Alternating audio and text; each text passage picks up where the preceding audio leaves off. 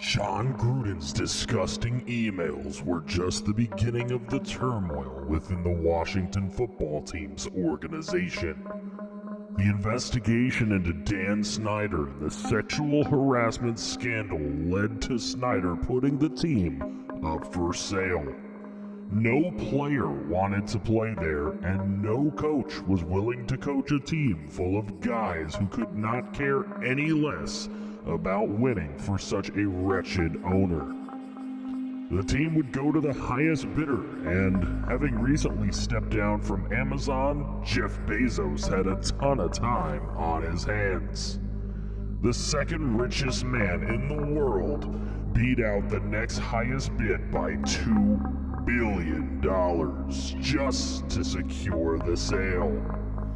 The team was worth $4.2 billion, and Mr. Bezos paid a whopping $6 billion to take this unruly squad off of Dan Snyder's hands.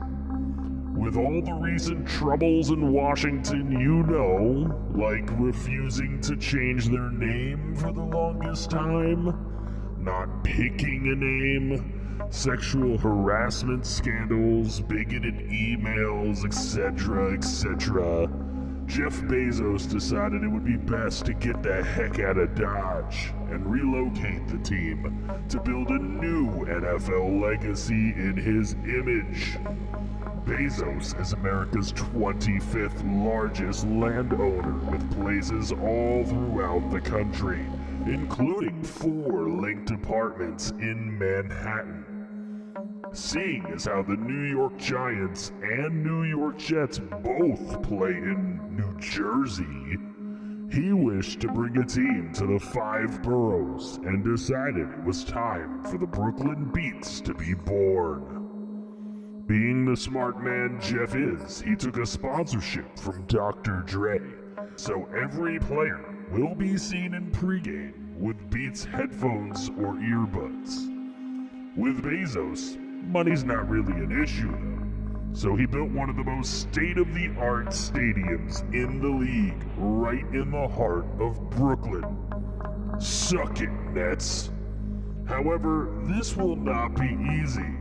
As I said, no one wanted to play in Washington, so everyone who could be traded away for value, Jeff did it.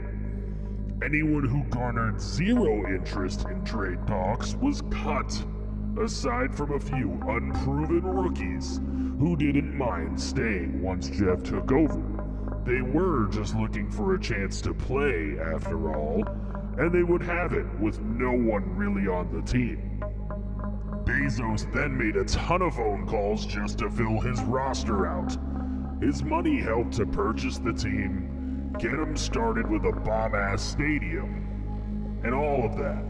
But there's a hard cap in the NFL, and this team is awful.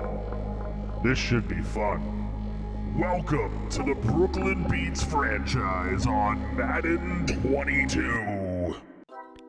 How we doing, FG fam? Welcome to a brand new series here on the channel. I hope you liked my buddy there. I guess that was Satan. I'm not really sure. Anyways, we are here with the Washington football team before they become the Brooklyn Beats, because we've got some scouting to do. We're going to be bringing in a big rookie class of players with all of the draft picks that were acquired by Jeff Bezos and his management company. That's right, he hasn't hired a football man GM. He's just out here doing what he can with all of his money.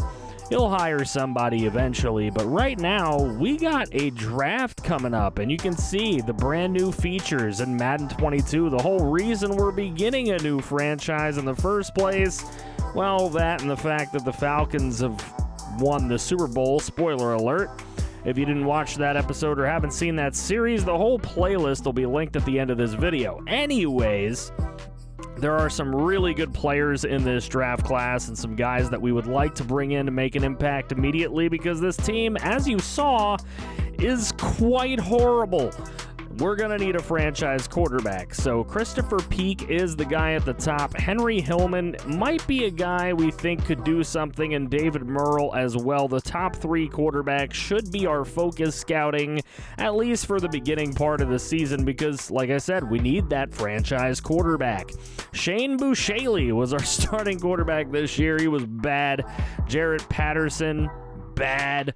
All of our players are just bad, but hopefully we can get some to develop, and if we can, then they will likely be key parts of the team, because we're not going to be able to turn this thing around in 1 year. That's the whole idea of starting a franchise like this. This team is just simply awful. And hopefully you guys will be along for the ride. You guys will definitely have opportunities to get in on future draft classes. If you want to be in the next one, make sure you watch this entire video so that you will know what is going on. But looking at the stats, we had, 1 sack all year or something like that? This team was absolutely bad on defense and on offense, and it showed as they went 0-17. Yes, the first team ever to go 0-17, and they did it in the very first year that there were 17 games. How ironic is that?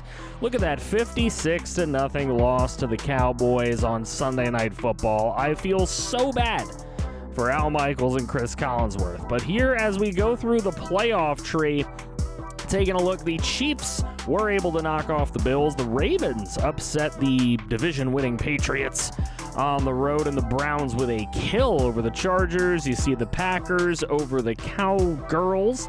You see the Bucks over the E-Girls, and you do see the Panthers over the Cardinals. So a bit of an upset, Panthers over Cardinals. The Bucks supposed upset over the division-winning Eagles. As we move along, the Titans do win as the 1 seed over the Ravens, and the Chiefs blow out the Browns to move into the AFC title. Bucks end up upsetting to the division rival Saints, and the Packers take care of the Panthers. Packers lose another NFC championship. I know there's a lot of Packer haters in my comments section usually, and they love the fact that the Packers continually choke. So it will be the Bucks and the Chiefs all over again in the Super Bowl. Here's just a quick look at how the Pro Bowl went. We had absolutely nobody make the Pro Bowl on this team. I can't say that I am surprised at all, because I'm absolutely not surprised. So with no Pro Bowlers and no talent, let's see if we had anybody even come close to winning an award. Pat Mahomes, the MVP of the league. You can see these AFC awards. Najee Harris taking home Rookie of the Year. A lot of these position awards are not a huge surprise, except maybe AJ Bouye. Didn't think he still had it in him. Going to the NFC, we did have some guys in consideration for Rookie of the Year awards. Don't know why Buechele was up there. He had a horrid year. Jacoby Stevens, though, did have a chance to win Defensive Rookie of the Year. He was number 2 on that list. There was a lot of Defensive Rookie of the Years. We played no defense. I don't know how that works out, but maybe they put up some decent individual numbers at times, and that's what got them on the list, but nobody won, so I guess that shows the true talent. The kicker, Quinn Norton, at least he had a shot. Kickers got to get some love in this episode as well. Chiefs end up winning the Super Bowl and getting revenge on Tom Brady and the Tampa Bay Buccaneers, whatever you want to say. This will be the coaching staff. Bezos did not feel like firing Ron Rivera out of the gate. He thinks he's a pretty damn good coach, and I happen to agree with him. Roger Hughes will be our offensive coordinator, and so on and so forth, whatever. Here is our latest mock draft update. We got 3 of those top 10 picks. We'll see what we can do with them. Some guys that I'm looking for in that middle part of the draft. I'm looking for a tackle, and I'm looking at Fuller, middle linebacker. He looks pretty good. TJ Mason has moved up into the bottom half of the first round as a quarterback. That might be worth looking at, but we've only got really 1 pick late in this draft, or late in the first round of this draft. Some of the guys that we are going to keep around on this team are guys like Isaiah Dunn. He is 23 years old as a cornerback and excels in man-to-man archetypes, and that's really the kind of corners we want on our team. Quinn Norton, who was on the list of best kicker in the NFC, so why not keep him around? If we can find something better, that's cool. Wide receiver Dez Fitzpatrick had a decent year for us, and he's only 24 years old, so that's the kind of guy that I would keep on my roster for a little while anyways. Jacoby Stevens had an excellent year. He actually went to star development, so because of that, we'd like to keep him around, and we sign him really long term. He'll at worst be a backup for a long time until we cut him away. Seth Williams is another guy we look to give a long-term. A lot of these no-money deals, no big deal. Blake Prohl, another guy we want to keep along with us, so there we go. Made a lot of these easy signings. 23-year-olds are easy to bring back, at least as backups. Of course, we want to go ahead and replace them with way better players, but you know, you can't always do that. Dylan Moses, of course, the head case at Alabama. We'll bring him in. He fell so far in the draft. Why not? Why not get him super cheap and sign him super long term? The two guys at the top of the board are two very intriguing prospects. Quarterback Christopher Peak, I believe, can be our franchise quarterback, but I'm weary. Maybe Henry Hillman is the guy. They say he fits our team, not hits our team. He fits our team pretty well, so we'll have to see what the choice is going to end up being for Brooklyn. David Merle's mocked to go to the Dolphins. Don't know why they need another quarterback. Tua's not that bad, damn it. Trevor Fuller, like I said, is a middle linebacker that I really want to bring in. You can see that awareness. He is just the type of signal caller we're going to need on defense. Roman Callahan looks like a true bona fide weapon, as you can see. Look at that 40-yard dash. He just did so well, and he's got an A-deep route. It makes it way too easy to target him. I would love to be able to get him, but I don't know if we're going to be able to do that with all of the stuff that we really want to pick up. This team is so bad that I don't know that a wide receiver weapon is going to be number one on our list of priorities. That's just the issue right there. So we're doing some interviews, and I think we picked the right players there. Those are definitely guys we want to look at. We go through free agency, and there's just not a lot of great free agents in this class, but we will go over where some of them did go. Devontae Adams jumped ship from Green Bay. He goes to Detroit, of all places. Rob Gronkowski is going to the Colts. I don't know what's going on there. Teron Armstead to the Dolphins. We decided to sign nobody. We did not go after free agents here. We are just going to take the scraps of whatever gets left over, because I do want this rebuild to be hard, and I didn't want to go signing a bunch of big-name free agents with our money right away. So we'll hold on to our cap room for at least another year. We'll struggle with the rebuilds of the rookies, and then I think what we'll do, we might even do that next season, because I want to bring in a draft class of you guys. Like I said, make sure you watch the video. I'll let you know how you can get involved in that. But Quan Alexander becomes a New York Jet, Levi Wallace becomes a Raider, and a lot of corners getting signed in this free agent class. As you would expect in a passing league, you got to figure out some way to stop all these high-flying offenses. Jabril Peppers goes to the Bengals. That's an interesting signing in and of itself. Kickers getting signed all over the place, regardless if they're good or bad. Punters as well getting signed all over the place. A lot of movement there.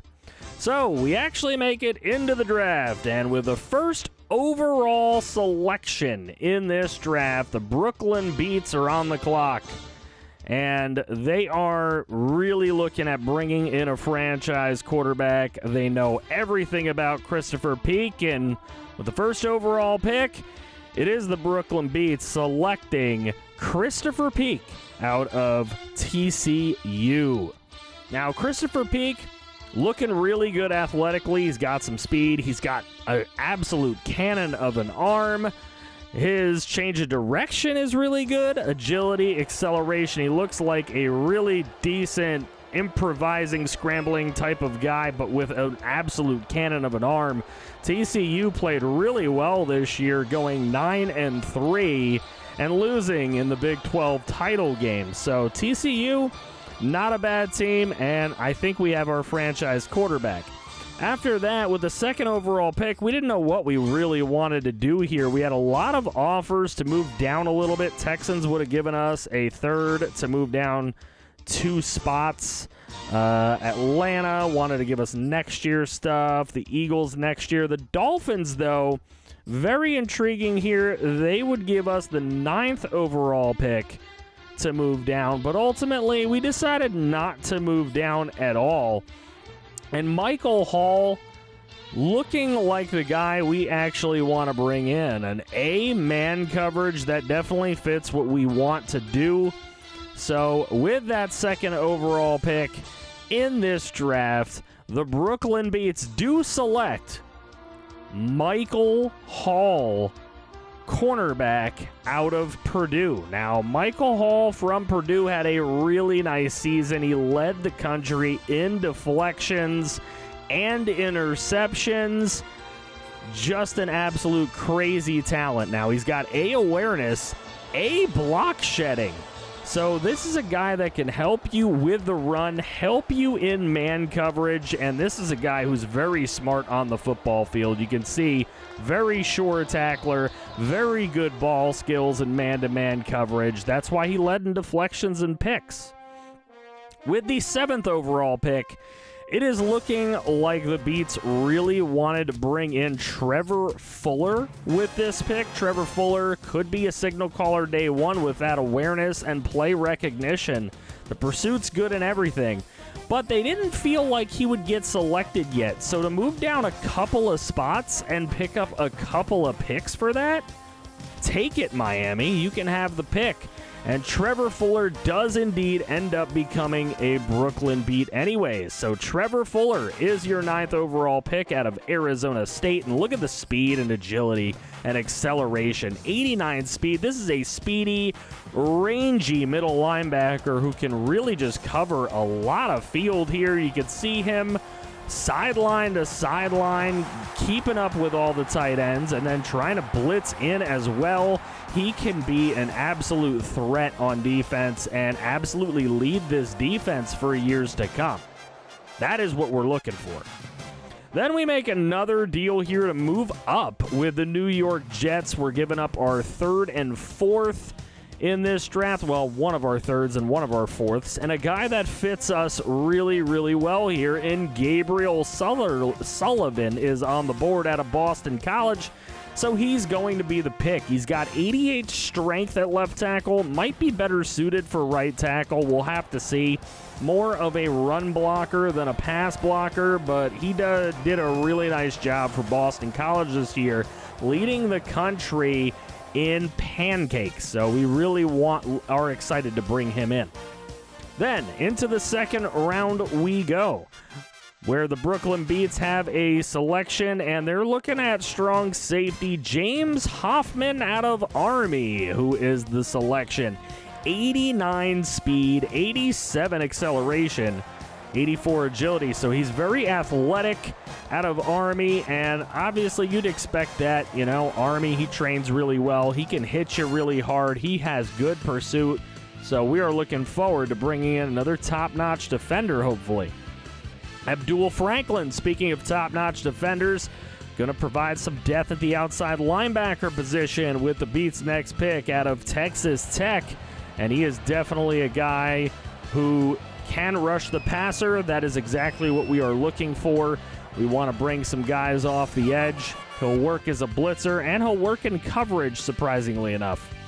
Clarence Lockridge. Do we take him to go opposite of James Hoffman? Absolutely. So now that we're in round number 3, Clarence Lockridge looks like a pretty good pick for round 3. Very, very athletic. Just doesn't have the strength maybe, but here he is making some really, really nice plays and really pursuing into the end zone here, trying to stop the opposing squad. So you love to see it. Falcons will give us a second for our next third pick, so they'll give us a second next year. Brian Crawford's on the board out of California, and he becomes our latest pick. And man, I love what this kid can do. This dude can absolutely burn people down the sideline, as you can see right there.